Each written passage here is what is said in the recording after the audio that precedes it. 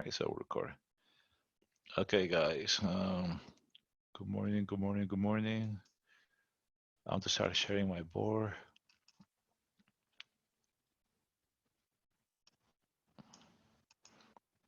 You guys can see it now. Good. Thumbs up. Good. Okay. What is? What's going on here?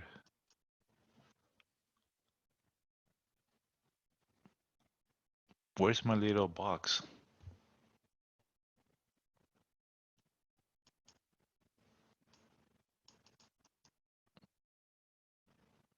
All right, someone need to help me with this. What happened to my little text box? Everything.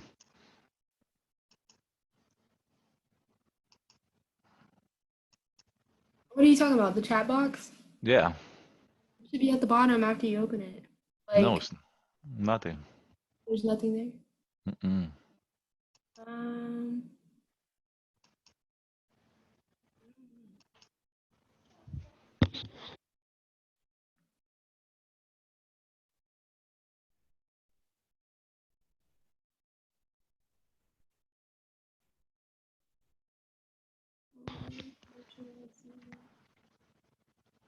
I usually use a whiteboard and good to go. I can be able to do type stuff, do picture, draw. You had that whiteboard up a minute ago, didn't you?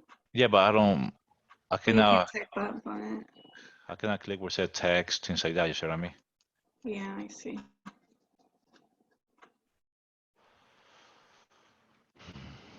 Somebody's writing. Enrique, give me the board, a little where I can put text, everything.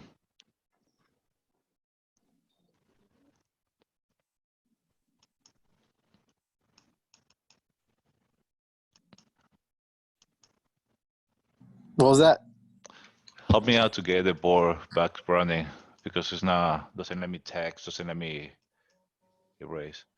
How do you get a little spot? I should have like an insert text box somewhere. Yeah, but I cannot see the little bar. Oh. Oh, I see. I know where it is now. Got it.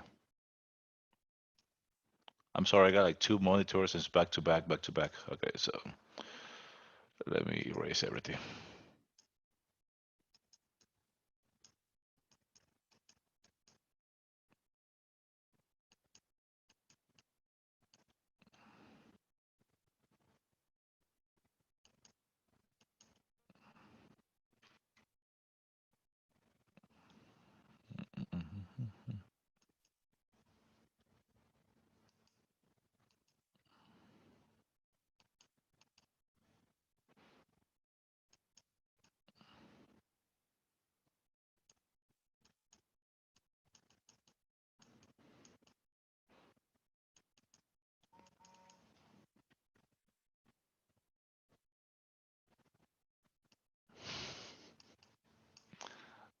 All right, so let's go. All right, stop texting me because I got a lot of pictures. It's like back and forth, back and forth.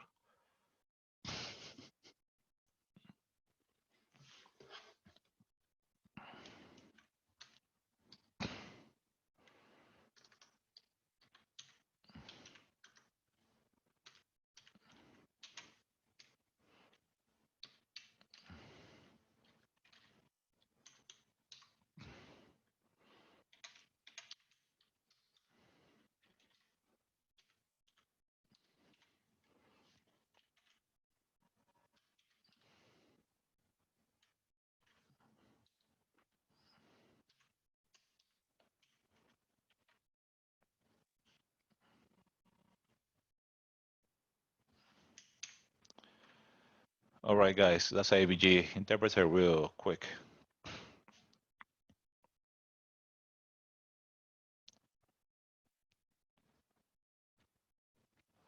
You can post in the chat too.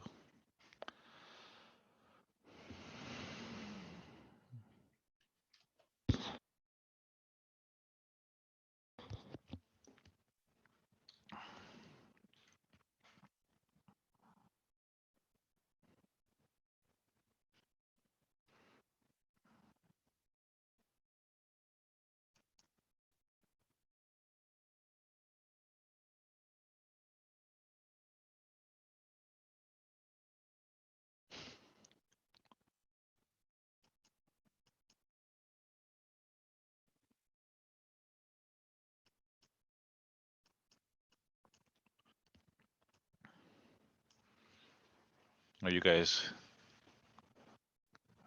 interpreting? Good. So what will your next question? They're on oxygen. Yeah, so patient is on a non-reversible.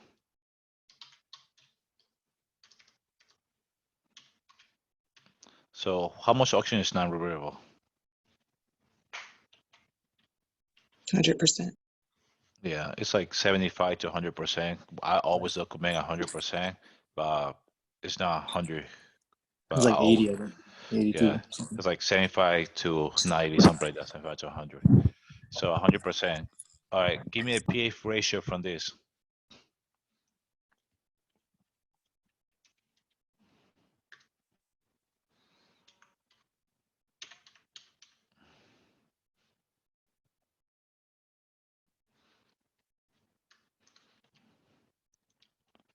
And once you calculate pH ratio, and then just let me know, put in the text so like that we know. Fully compensated metabolic acidosis. Okay.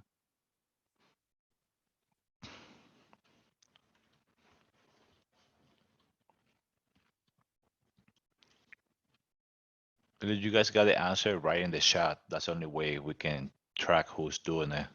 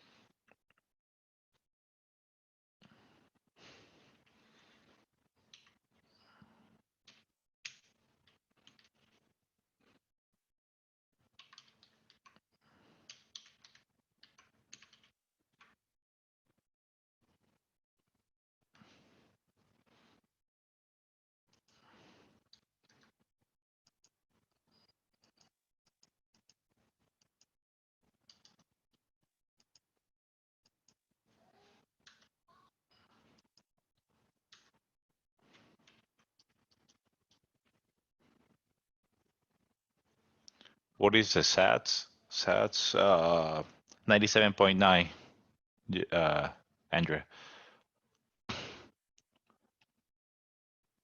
What is the hypoxemia in this guy? I mean, this lady. 130A is hypoxemia, but remember what it's using 100%, so that make like a little no bueno. Yes, oxygen should be close to 500. Everything's okay. So, what was my other question?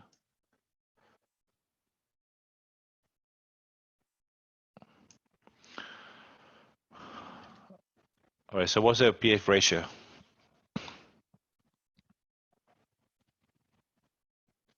You guys know how to calculate pH ratio, no?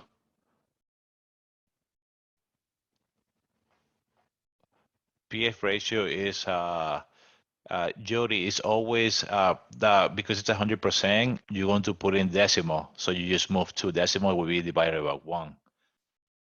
So it's 138 divided by 1, it give you 138. So always a pH ratio is a PO2 in your arterial blood gas divided by your FiO2. So if you have 138 divided by 0.5, your pH should be around 272. That makes sense? So just grab your calculator, put PO2, 138 divided by 1. If it's 50%, you want to put a 0.5, 138 divided by 0.5. And that should give you,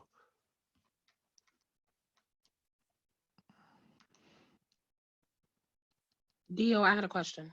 yes. So you said it should be 138 divided by just like 1.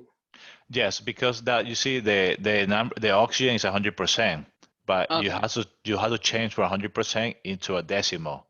The only way to do it to decimal, just grab 2, you divide it by 100. That's a decimal.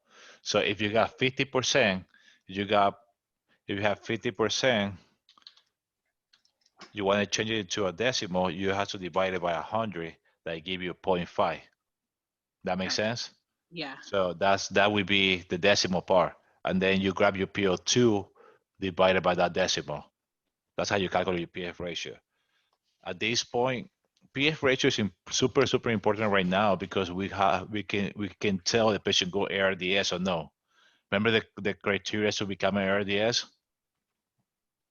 Anyone can unmute and talk because I want to make sure you guys understand.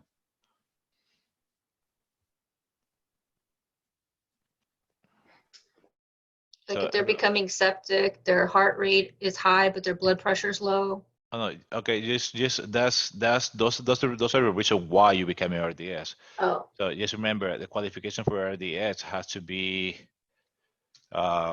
if your PF ratio is below 300, 300 to 200 is what we call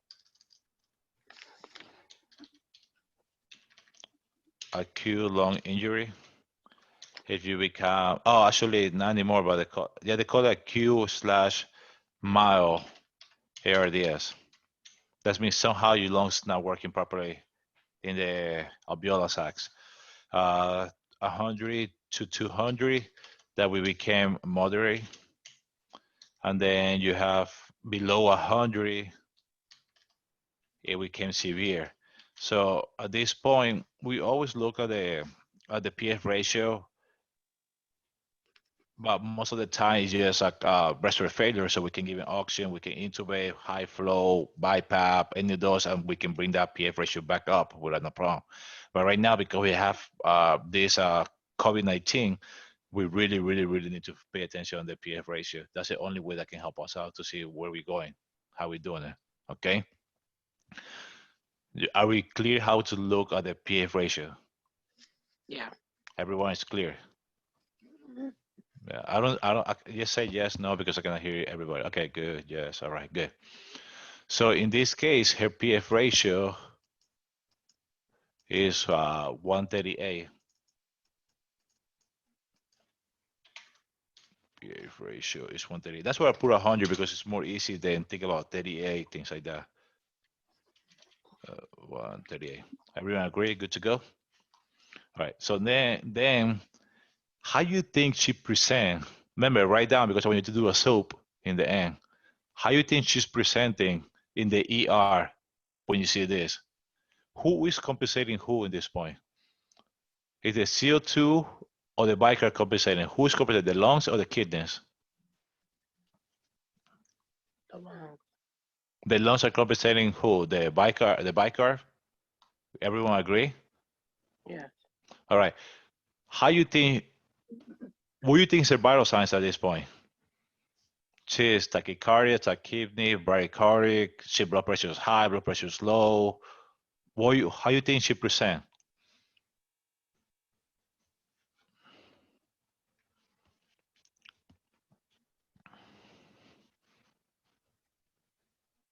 Tachycardia, yes. Good. Tachy, what else?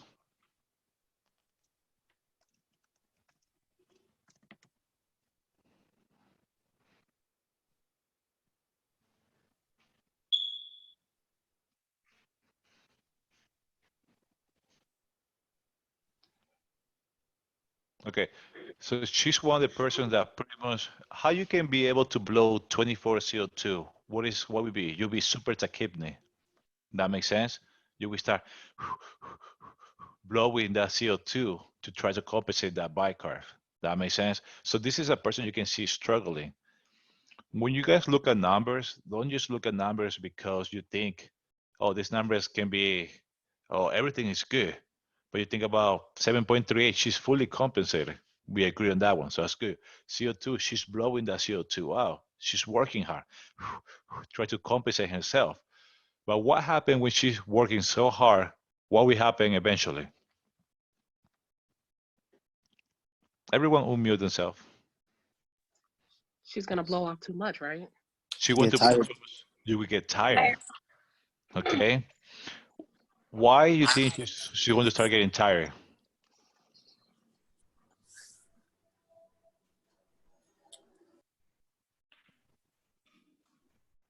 You guys remember what make a device low flow versus a high flow?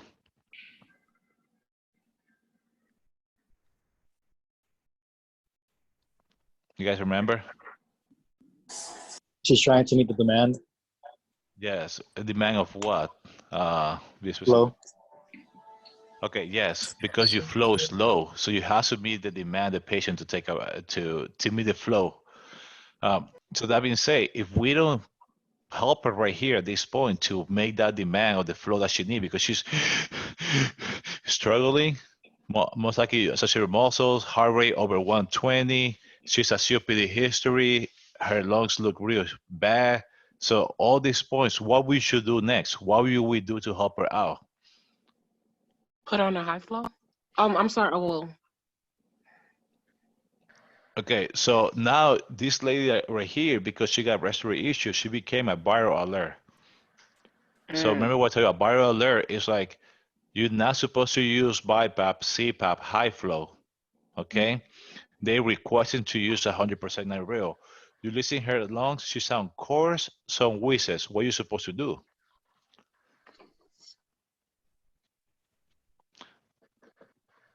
Anyone can answer.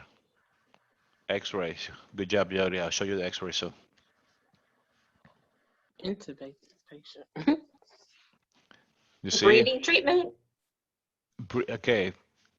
Okay. Yes. Okay. Forget about. He's not COVID-19. What you will do next? So you will say a breathing treatment. That's good. You also will say somebody put a BiPAP. Somebody put a high fluency cannula. I will do all those without no problem because that's what we're supposed to treat these patients. All right. My next goal will be definitely give you a number and breathing treatment hour long, 10 milligrams of Bureau, 1500 or Atropine, and then you will go forward. Okay. BiPAP. You think she's appropriate for BiPAP?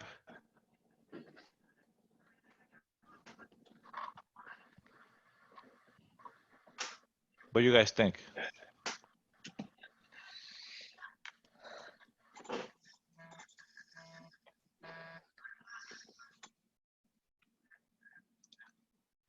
Did you guys watch a video from Miguel about BiPAP and CPAP? Okay, so you guys understand the difference between BiPAP and CPAP?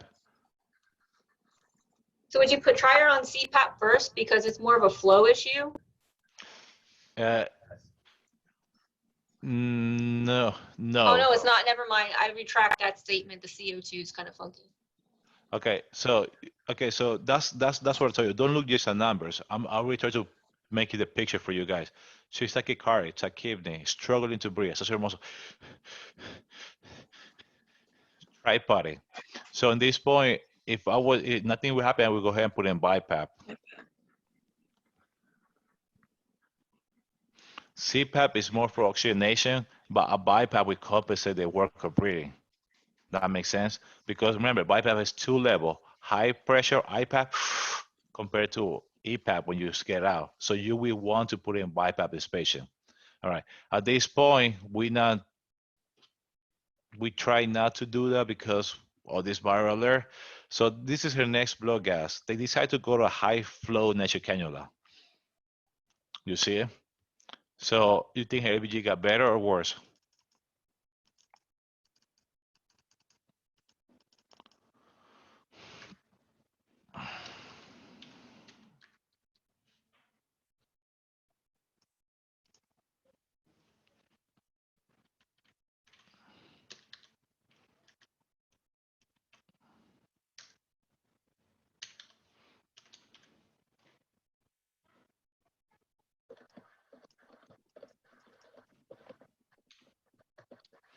So her ABG, you can see it got compensated, it's still compensated. That's a good thing. Is better in the alkali side. CO2 came back up. But look at the PO2. The PO2 didn't do nothing. Remember, in 15 liters, 100%, she was doing 138. Now, definitely we're getting 100% with a high flow at 40 liters, and she's not compensating the PO2. So that's when we can critical. So she had a viral alert. They did a 5-minute rapid test. Most likely, I don't think that's working eventually. So I take like 2-3 days to count get it. I mean, it takes 2-3 days so we can positive the test. So after we did all that, we need to do another blood gas real quick. Just like back and forth, back and forth, back and forth. So the first one happened on the 10. This second blood gas happened on the 11. And the 15, 4:15, her blood gas became 7.52.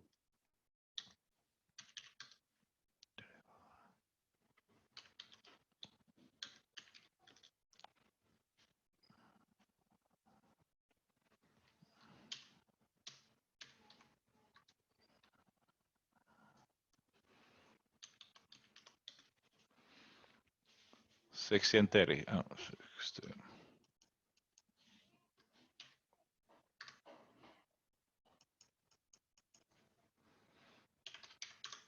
All right, that makes sense. So I would think this is happening 11, this happening the 15. You think she's getting better, improving?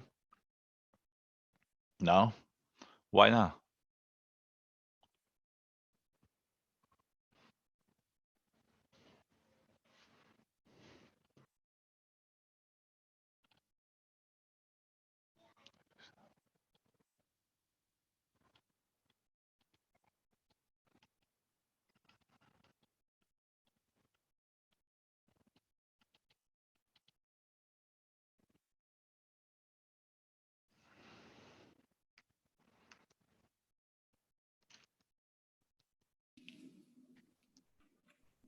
Her PO2 actually dropped lower. Yes, but the PO2 lab drop lower, plus you have a 60%. So the PF ratio is 116. We can tell the PF ratio is going down too. But this is 5 days, okay? So this is a new criteria for COVID-19 patients. They say, one, they don't want to get intubated because it became an article that say if you intubate the patient, they can die faster because we treat as an ARDS. If you have a patient on BiPAP for more than 24 hours, you have to do something about it. You have to give him a break. You cannot have a patient more than 24 hours in BiPAP. If you have a patient 5 days in a high flow nasal cannula and it's not getting better, we have to do something about it. You cannot let that keep going. That makes sense? So the best option for this, I heard Jody said prom. Yes, we've been proning people in, actually, I must say I never see prone people in when they're not intubated. But I heard that other hospitals are proning the people before they get intubated. So it's kind of weird. That makes sense. Some people, if you feel weak and then by accident you can suffocate. I don't know, but we're not proning people when they're not intubated. Some hospitals doing it.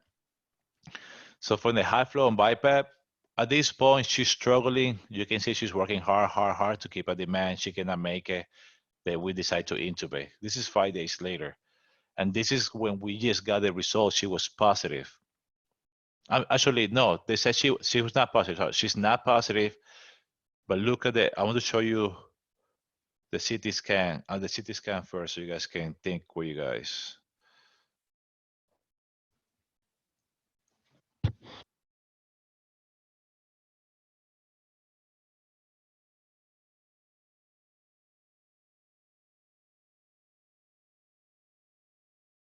No, sorry guys, my daughter. All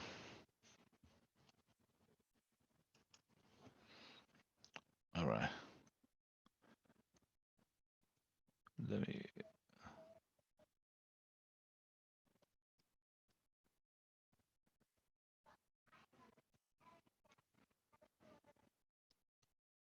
All right.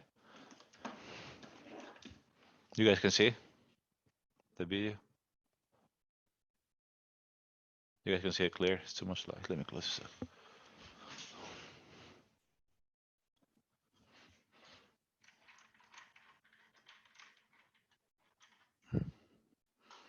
Can you try laying your phone long ways, like sideways? I mean, Sideways. Do you think that's better? oh, that made it smaller. Never mind. Yeah. Let me see. So I want to play at least twice so you guys can see it. What if I you don't. shut your light off, Theo? My what? The light in your room off. Maybe that'll work. Yeah, the light is off. I think it's the camera itself. Like, All right, let's try it. Let's see what happens.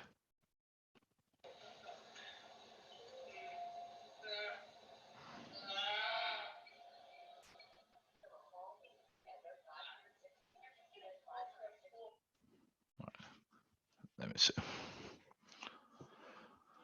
Let me go slow this time. I want to stop it so you guys can see.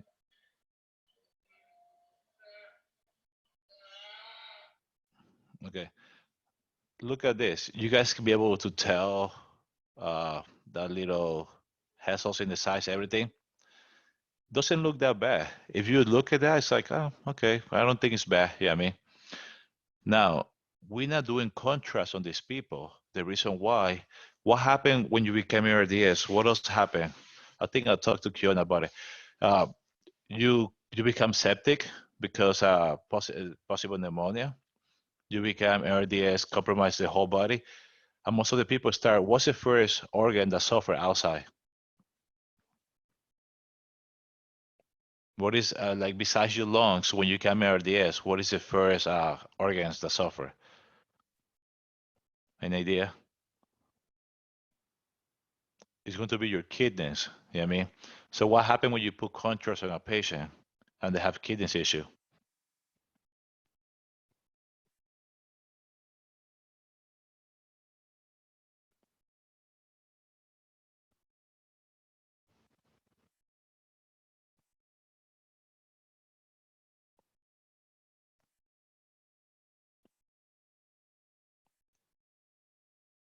Okay. So yes, the get compromised, they can get shut down. All right. So now look at the same picture without contrast, but now we swapping everything. We inverting the picture inside the lungs. Look what happened.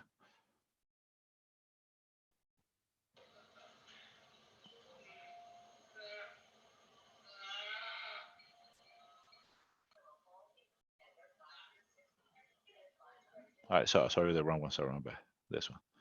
We inverting all the picture. We try to invert everything.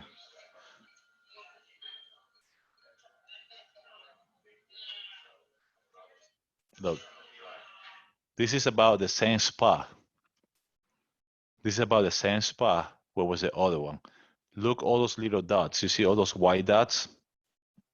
I mean, that's what we started thinking about is COVID. Even the test become negative, there's nothing we can do. We have to treat it as a COVID-19 patient. All right. Let me finish it up. It's over the lungs.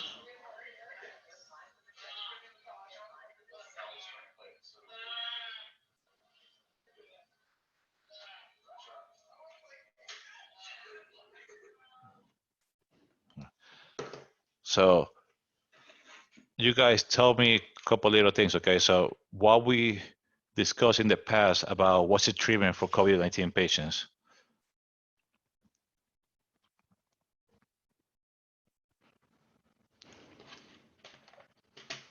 Antibiotics, What is it? antibiotics or CPAC. Okay, so yes, we started antibiotics. The CPAC is one. Azithromycin. What else? Hydrochloroquine. What else?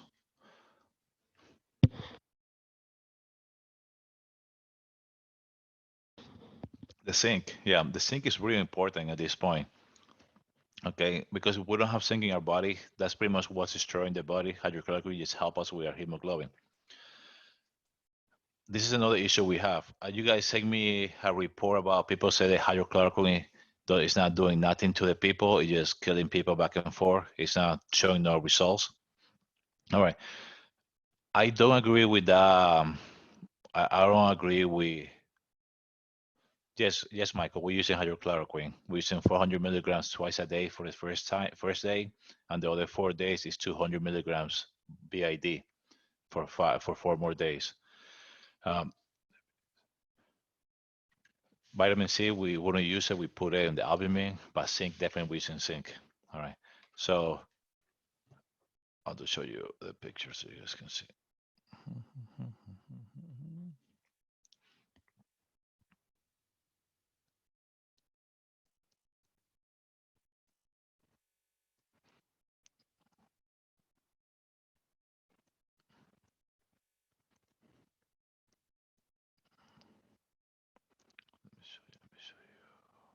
Are you guys seeing my computer, my camera?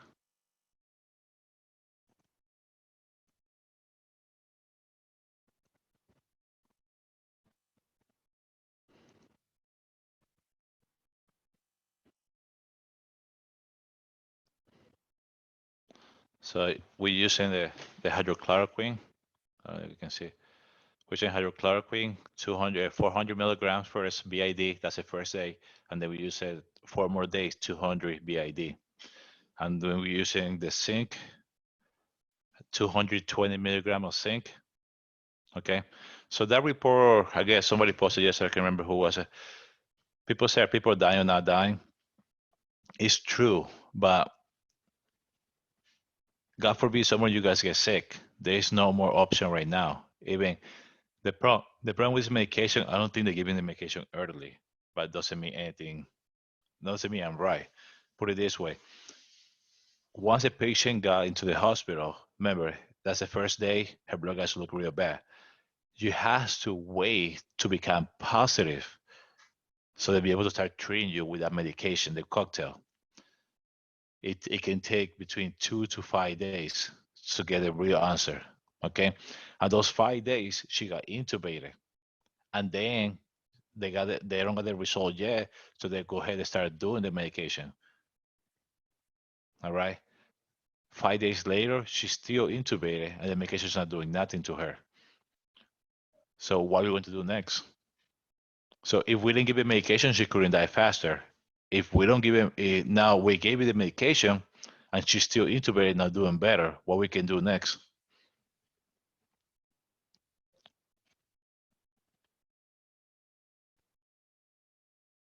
Anything?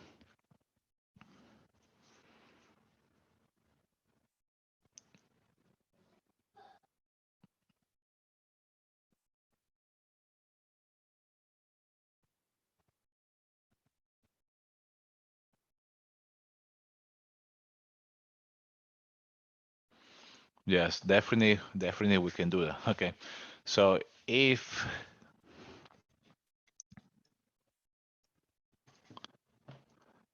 the medication on our ventilator is not working with her, we definitely have to prune the patient, because our job, once we intubate somebody, what's our job? Ventilate or oxygenate?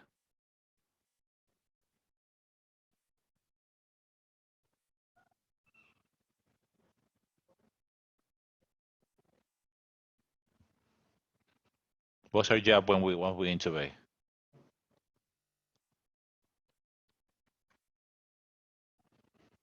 Yes, ventilation first, then O2. In this case, we can tell she's somehow ventilated right. So our job is make sure we oxygenate, and that's the issue because she became a refractory hypoxemia. After she got intubated, her pH became 7.44, 39, 89, 26. She's on BCAC. That's our goal thing. That's volume control, cyst control. That's our goal. She's on.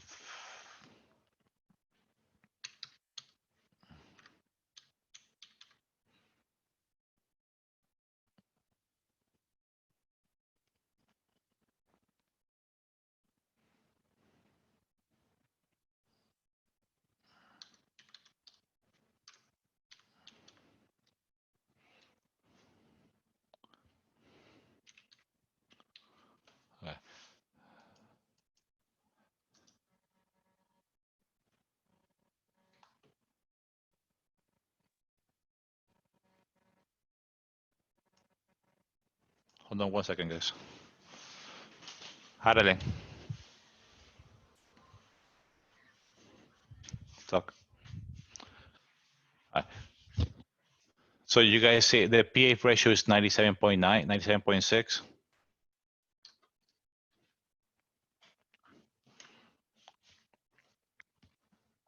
Okay, are you guys seeing? So you guys think she's improving, or we just maintain the patient?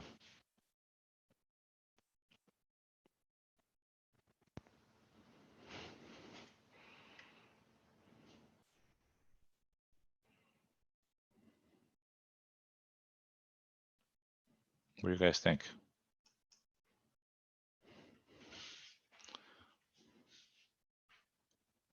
Yes, we just maintain the patient. It's nothing else we can do. You see what I mean? So that's what I said. Like the article that you guys posted, that hydrochloroquine is killing more people. It can be true, but where was that? Where was the clinical trial was done? He was in a VA hospital. What's wrong? What's wrong with the VA hospitals? Oh, I should say what's wrong with the VA hospital. What is most people that are in the VA hospital, what they have that most people outside doesn't have?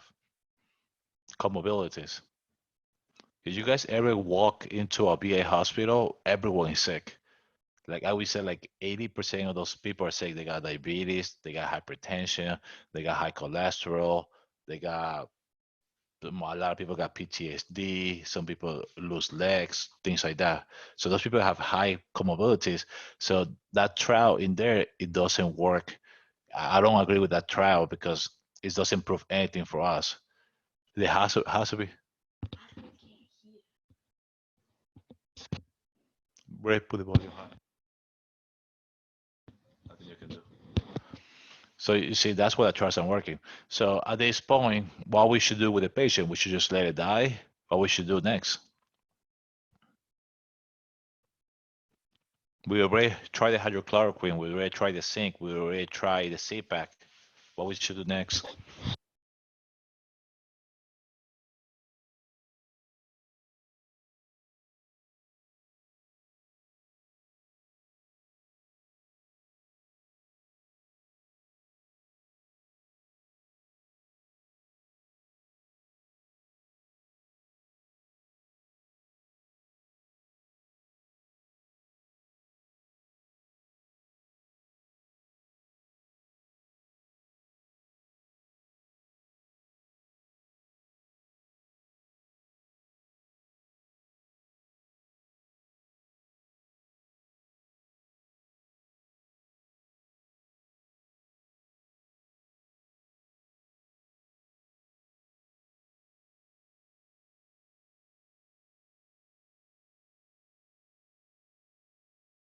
Dio, we can't hear you.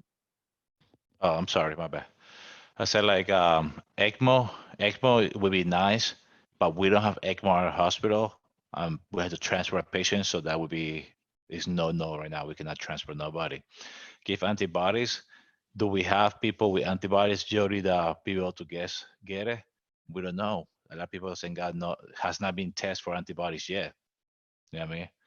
Can we prone? Can we like position her? Yes, we are positioning her to take care of the oxygen, but the oxygen is level. We can go with ARDS people, our PO2 goal can be up to 65. So she's 89. So PO2, we are okay. I mean, Okay. but our ARDS protocol. That makes sense? Okay. At this point, we cannot fight the virus. She got COPD. She's a big time smoker. She got how much she got diabetes? It was hypertension. So you see what I mean? What if we change the settings? No, because in our point of view, we can do nothing no more. We maintain the PO2. That's 89. So we kind of stable here in our point of view as a RT, but as a medication, wow, we can do it. Not enough contact tracing antibiotic. Yes. So what we did next, this is what we did. We introduced to this guy. You guys can see it. Let me type it.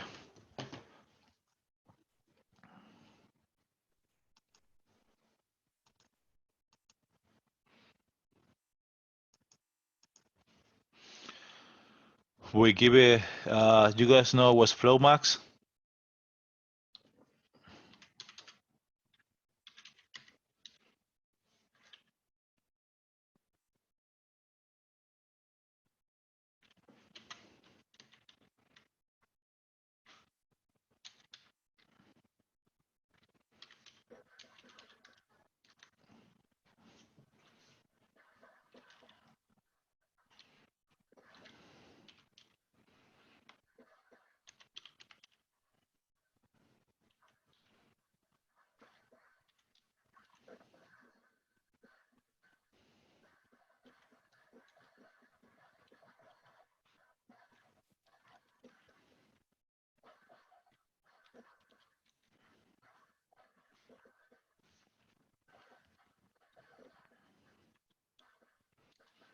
You guys can see those two medications?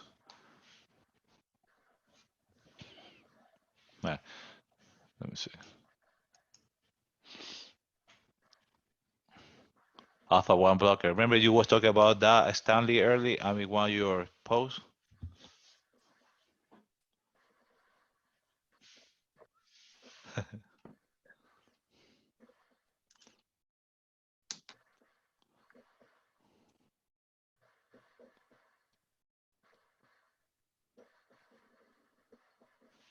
All right. So you see the second one right here?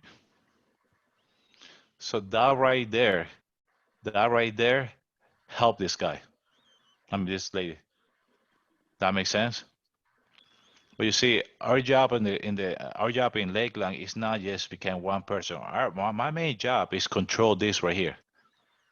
Okay, control this right here, the ventilator. My job is to maintain the ventilator on, even if we know what we're doing, because I don't think we're doing rounds no more because it's like so bad, like kind of critical. But at least we communicate each other, and the pharmacy guy requests this medication, and the doctor kind of went through, do his little research, and we went with this medication. Let me tell you what happened after they give that medication for what is it, 1, 2, they give that medication for 5 days, not mistaken, and his blood gas became this.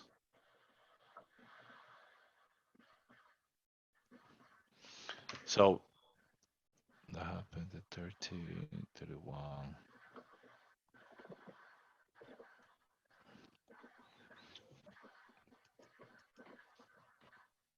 10 days later, because that happened, when the first one happened?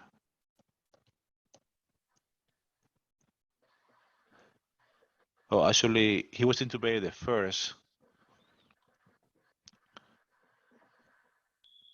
and then on the 15th, his blood gas became 7.3A, 47.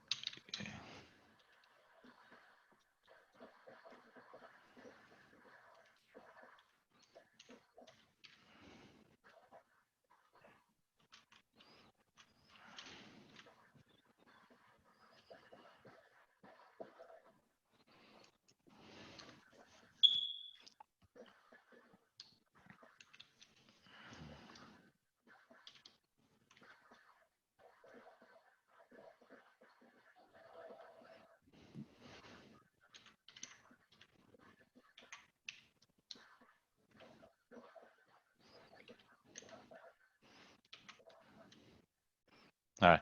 So I know Seda and Gabby, you guys kind of know this right here, these settings right here. What is this setting set up for?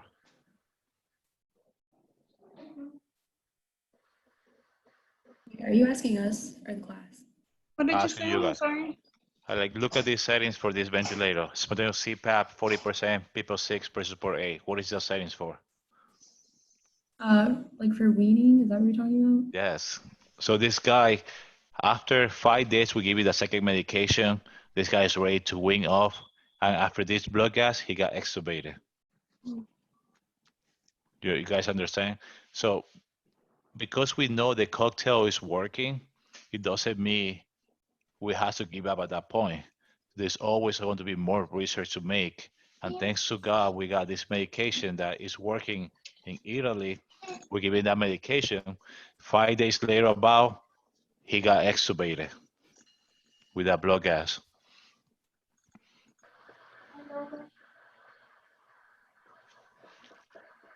You see, guys?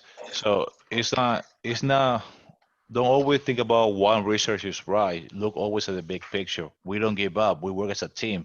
We do our band part. We do the most we can, and the other people has to do the most they can. Pharmacy people, doctor, nurses, they do their job. The biggest issue we have is like cross contamination, because you can tell some people take it serious, some people they don't. So we always have to be in our guard.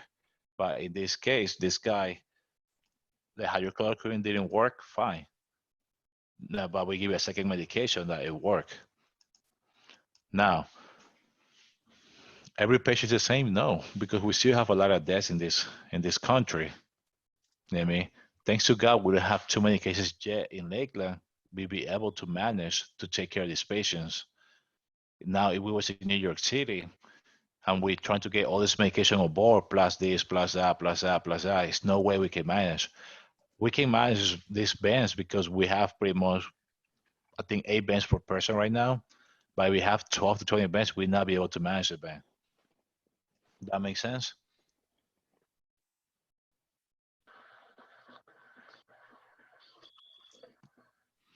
Also, what else tell you, between this right here and this CPAC trial, between this, we try something we call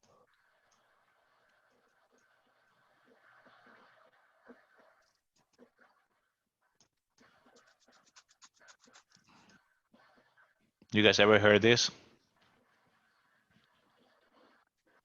You guys can unmute yourself. Everyone unmute themselves. What is that? APVR? No, my bad. It's the opposite. APRV. APRV. APRV. Yeah. Like, let me get my letters right. Hey, come on, work. There you go. It's not working. Whatever. APRV. You guys hear this before? Yes. Yeah. So for the juniors, I know you guys, I cannot go in too much detail with the ventilator because you guys not there yet. For at least I want to go for you guys. I stop pretty much here because you guys kind of supposed to know what to see, what to do in this point. Eventually, when we go to BCAC, our best friend is always going to be the ventilator and which mode to use as needed. Respiratory CPAP, posterior airway pressure, setting RDS patient. Alicia said they use that. You guys will for RDS. Okay, so this is a big thing, and this is when we proning people. This is when we when patient have oxygen issue. Okay, let me see. The biggest issue, a lot of people, they don't like, a lot of doctors, I should say, they don't like to use APRV. One, because they don't know how APRV, it's not they don't know how APRV work, they don't like to use it because they're not used to use APRV. In my opinion, APRV should be the main goal for every patient that have COVID-19. We should use APRV for every single patient that has a trauma.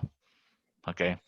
I want to give another scenario what happened yesterday real quick, and then we'll ask any questions you guys want to. All right. So I'm going to patient is walking at the male gentleman, approximately 65. We don't know his age, 60 to 65, walking to a fire department. And in the fire department, he said, knock the door. He said, hey, I cannot breathe. So once he go in there, he collapsed. What do you think is the first reaction of the fire department, the people that are working there?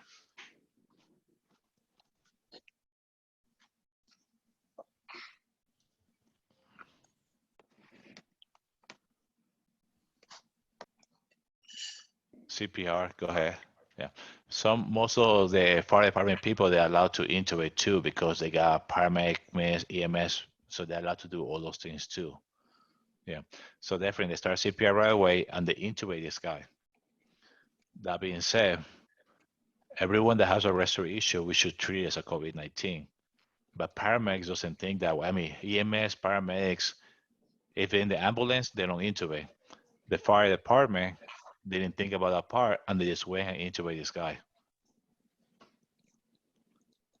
Intubate this guy, call the ambulance, they take it to there. When we do the x-ray,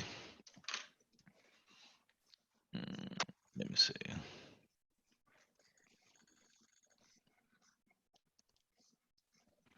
When we do the x-ray, this is how the x-ray look. Okay. So they said they did 2 rounds CPR.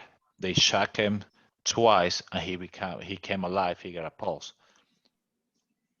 How do they know the patient possibly have the COVID-19? We don't know. The job of the fire department was to help this guy because that's what they get trained for. So that being said, come to the hospital, we ask, what is the SATs? Oh, we cannot get SATs above 72%.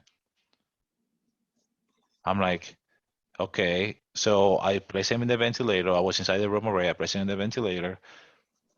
Pull 100% FiO2. Let me put it here. Okay, good job, puppy.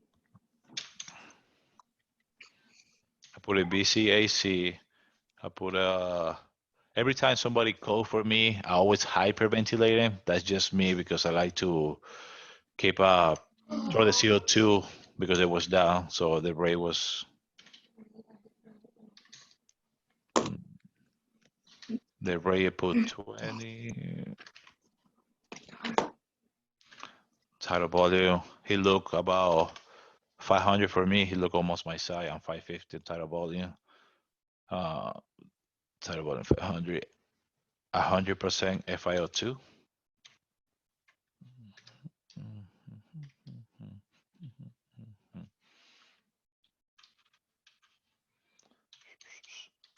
And then I put a PIP of 6 because we have to be conservative. We cannot go high unless we need to. That makes sense? FiO2. Right. So that's just my initial. As soon as I saw intubate everything, and he was intubated already. So first thing I do, touch my shoulder in the chest. Make sure it doesn't have no, we can say sub-Q or any pneumo. This guy's SAS is still 72%. So what do you think would be my next goal? We should this for increment oxygen.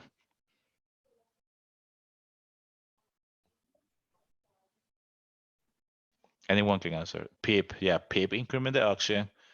And what else increase? FiO2 is already maxed out, so we can do nothing. So my next step was well for 6 to 10. That would be ideal. Blood pressure drop a little bit, but we maintain. We can maintain blood pressures by doing levo, all those things. So at 10, his PO2 go only to 82, 81.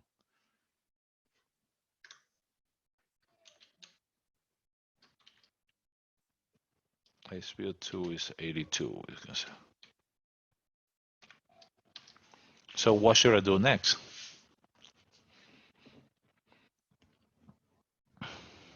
ABG, yes, I did the ABG. The ABG, good job. Hold on.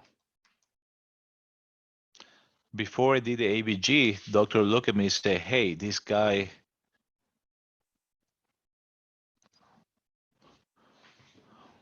So before I did the ABG, this guy said, hey, he's still 82. Why the machine is not beeping? You can see from the 82, with a lot of pulmonary secretions coming out. It look like frothy pink secretions. So when you see that, you can think it's pulmonary edema.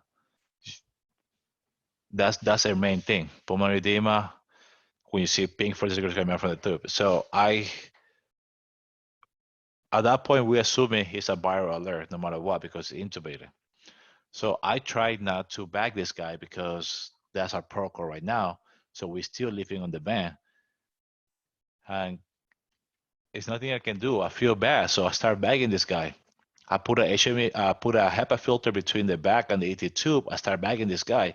I'm bagging this guy for 5 minutes and he's not coming up. His SAS is still down. The most I got SAS, I think it was 85. You know what I mean?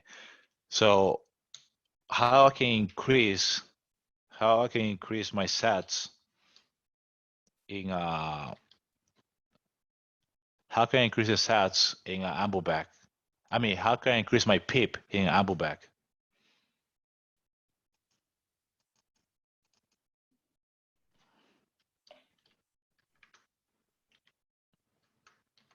I forgot the name. You stick it on there.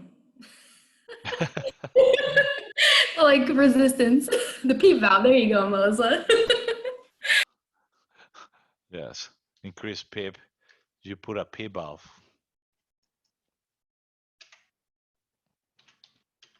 Okay, so if I got a patient on 10 of PIP, in the AmbuBac, I have to go more aggressive. I put my PIP about 16, 17, 18 around that. I just crunch it up everything.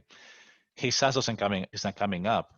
So doctor said, oh, this is like the tube is in the wrong place. I was like, no, I said, did you listen to the breast? I said, yeah, so it is in the right place. So Get the CT right away. I show you the CT already, though. I mean, the X-ray. Did I show you the X-ray? I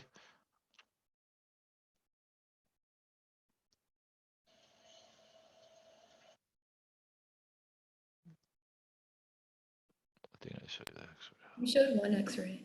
Yeah. That's it. So yeah, so the X-ray looks, so the X-ray's in the tube's in the right place, everything's good to go. So I tell the guy, hey, I'm not saying he's have a. I tell the doctor, I'm not saying he have the virus, but it looked like he does because whatever we do is not doing anything. I keep suction this guy a couple times. I bag him away. Nothing else I can do. Usually, when you have a normal patient, you start bagging for a long time, SARS can come up. But this guy was not doing anything. We got a blood gas. Blood gas show this.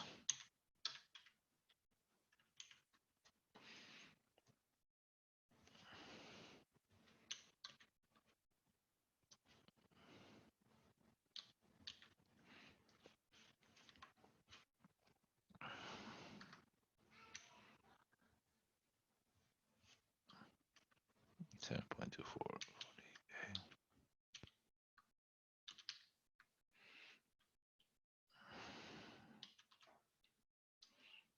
And the same settings as the other one. So that's what my blood gas show. Um,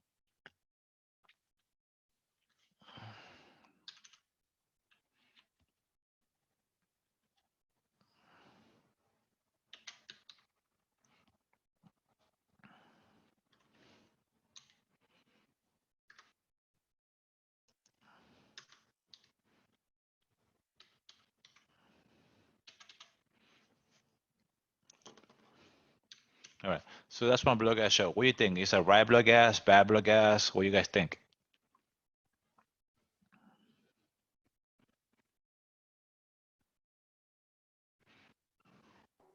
Bad.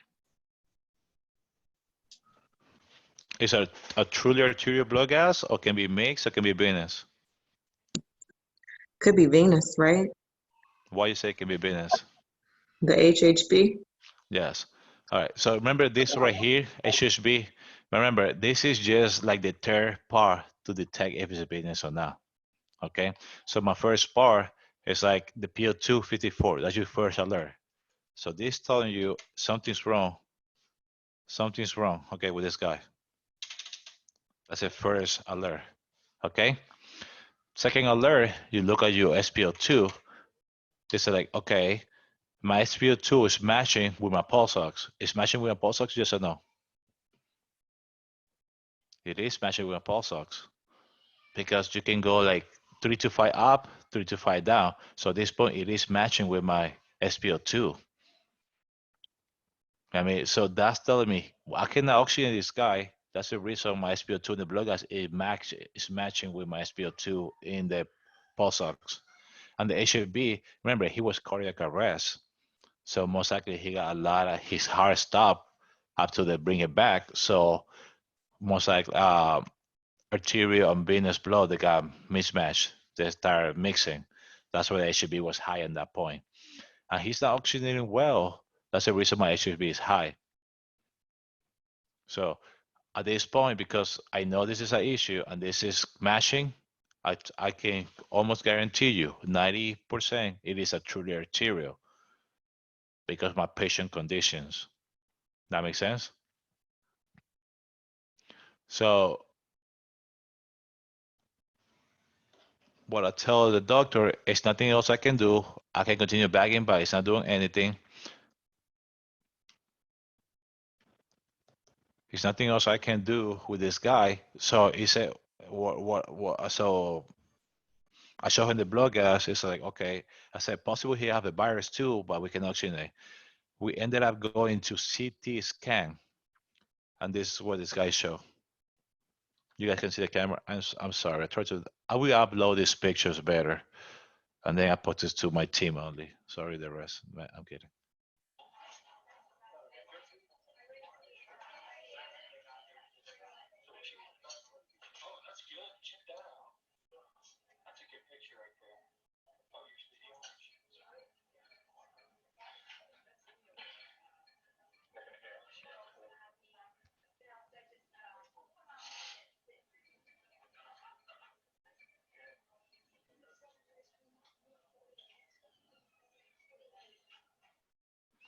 You guys saw that? So you see, just by doing the blood, just by the way he present to the ER, I'm not trying to treat everyone as a virus alert, but we cannot get his ass up.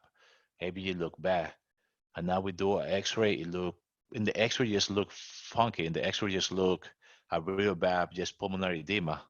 Doesn't look bad at all. You look at that, say, yeah, that can be pulmonary edema. There's still some space open right here, so you just look. I would take pulmonary edema, possible pneumonia on both sides, but after we do the CT scan, we can really tell that he is more in the COVID-19 area than the other side. So then I asked the doctor, hey, why wouldn't do APRV? I'm telling you, that's my goal right now. It's like, no, we don't have APRV, just leave it like that. I'll put it upstairs. So I told my best friend, Matt, I know you guys met Matt. I tell him, hey, dude, I'll try my best, everything. I said, put him APRV. He said, no, it's one of our doctors doesn't like APRV.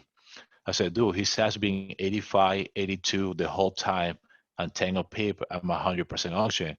If you don't do APRV, he's not going to do better. So he's like, whatever. So if you guys know who's Matt, you guys know how he is. So what do you think he did? Anyone, what do you think he did?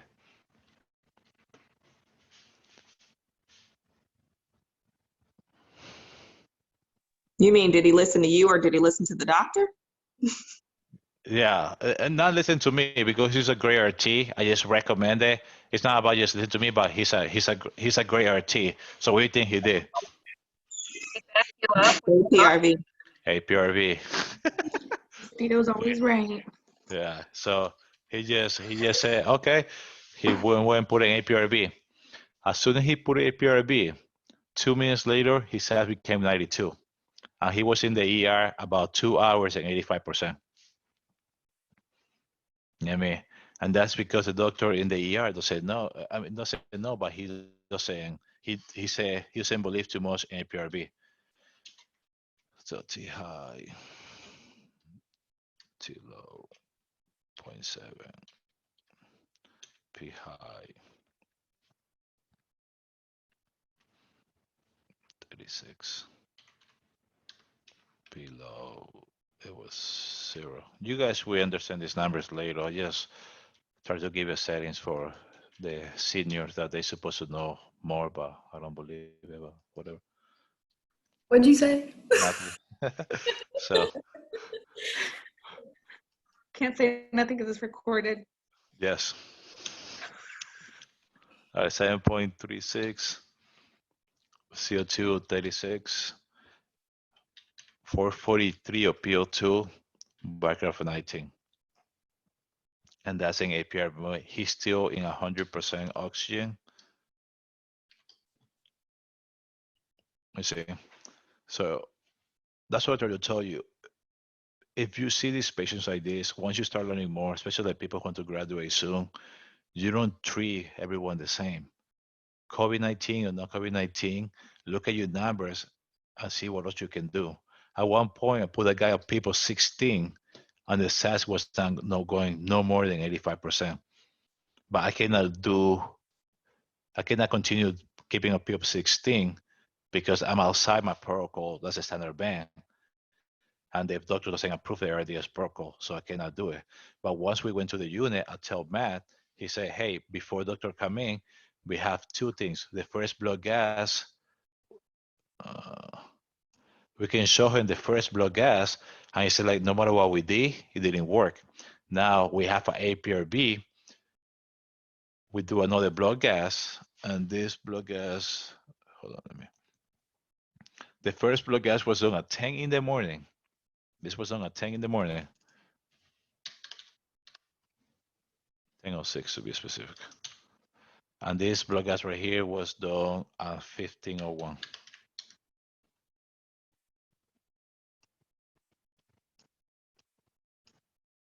That makes sense? So it doesn't mean we have to waste our time. We don't have to waste our time going ARDS We don't have to wait our time waiting for the the cocktail. We don't have to wait our time for our next medication. We can ventilate or oxygenate this patient just by using the right mode. That makes sense, guys? And look, 443, perfect, beautiful. We can go back and do whatever to do, lower the FiO2, continue with these speed pressures, with the pressures up to later on. But you see how it can make a big difference on 54 and 36. Even when I went to people 16, he didn't do anything. Even by theory, we know that by increasing FiO2 on the PEEP, we can increase FiO2, but it's not working on this kind of type of people. That makes sense? All right. Any questions, guys? Open for questions. I had a question, Dio. Yes, go for it. I didn't want to like backtrack you, but I just didn't you said that when you're bagging the patient and you can't increase the PEEP, that you said you can add a PEEP valve to increase the PEEP. Yes. Oh, okay. Okay. So let me show you. So do you ever see a PEEP valve? Who was that? Ariel who asked me? Yeah. Do you ever see a PEEP valve? On the Ambu bag? Yes. Yeah, it's like where you can twist it to, Yes, right? you twist it and you'll be able to. Good job. Yeah. Yeah. So for example, like we already giving 100% oxygen in the ventilator and we give it people 6. So that means you guarantee that people 6 because the patient is intubated. That makes sense? But then because the patient is not increasing, I increase it to 10 of PEEP, but the O2 is not coming up, or the SpO2 is not coming up. So I decide to back, even I know this guy possible is a COVID-19. I don't know at that point. I see the X-ray, look at pulmonary edema. So I decide to back this guy because I say like, man, if we don't do nothing, he's going to crash more. So we ended up bagging him, put a PEEP 5 minutes, and he's just not coming up. So I ended up putting him back on the bank. I request APRB. It was denied. It's like, no, now we're here, blah, blah. We go to CT scan. We see a CT scan. And boom, we can tell this patient most likely can be positive for COVID-19. Gotcha. Then like a couple hours later, I take it to upstairs to the ICU unit. I told my co-worker, hey, I told him like what happened. And he said like, go ahead, put it in PRB. And Matt, he's good. So he's like, yes, go ahead. He put in straight PRB without asking the doctor because we have protocols that cover, as long as you're in the right protocols, he put APRB, but now we have a proof that the blood gas, first blood gas was bad, second blood gas in APRB was great. That makes sense? Yes, that makes sense. Okay. Any other questions?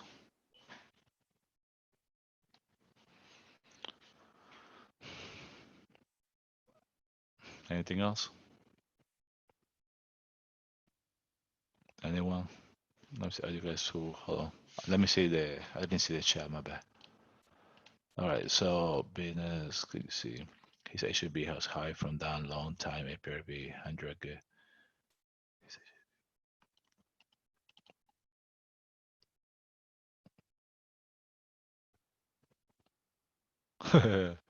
Kiona.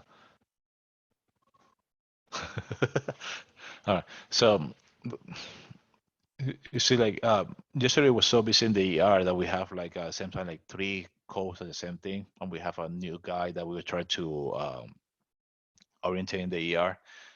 But that guy feel bad because he's been like I think 15 or 16 year experience, but he didn't know where the stuff was. But at least I say, hey, save outside the room and help me out with stuff. He helped.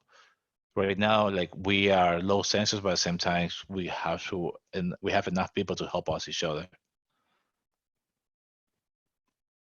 All right. What else? Anything else? Any other questions? Where you guys can think about it?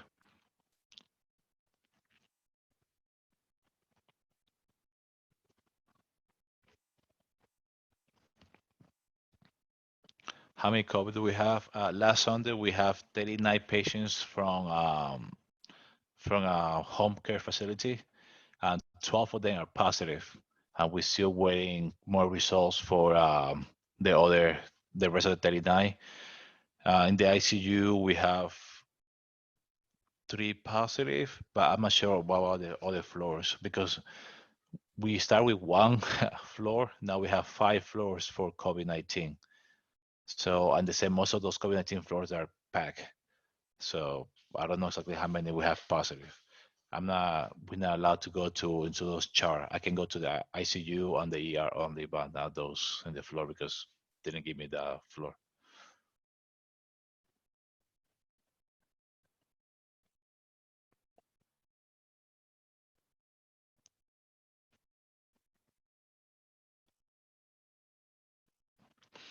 Yeah, most of the blood clottings can be related to too many stuff.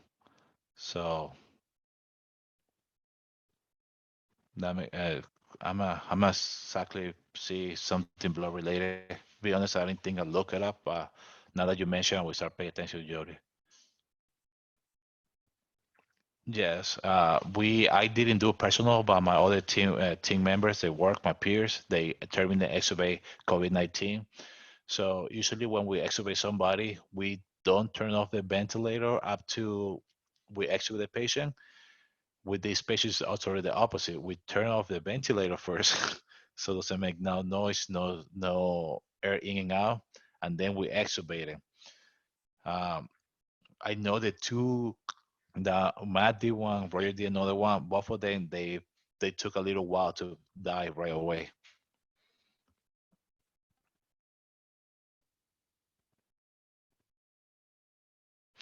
Yes, yes, Andrea.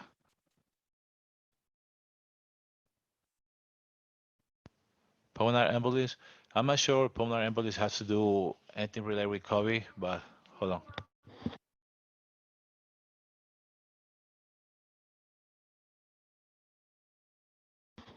Sorry. What was I saying? Pulmonary embolism. I'm not sure they have to do anything with pulmonary embolism so far, Stanley, but clotting issues can become pulmonary embolism.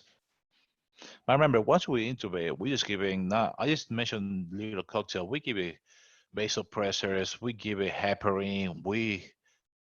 It's like a full package. If I want to bring all the medication, I want to take a picture of all the medications, and you can see it's like a full package. It's not like, oh, we just give it hydrochloroquine, blah blah blah. No. It's a full package with fluids as needed. Levo, propofol, heparin, everything that the patient needed is full support. Most people, they say they can fight this virus and they can do it, but at this point, it's just depends on your comorbidities. People got high chance to pass away. Anything else?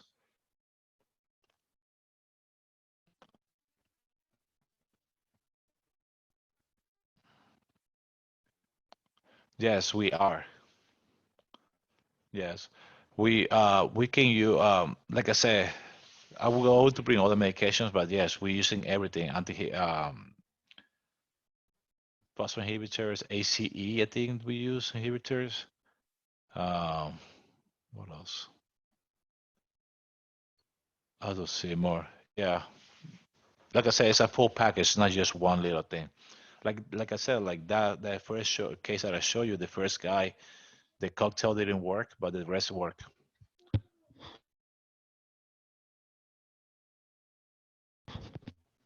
Okay. All right. Anything else, guys?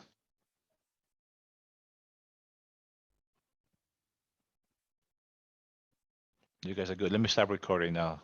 All right. Uh, mm.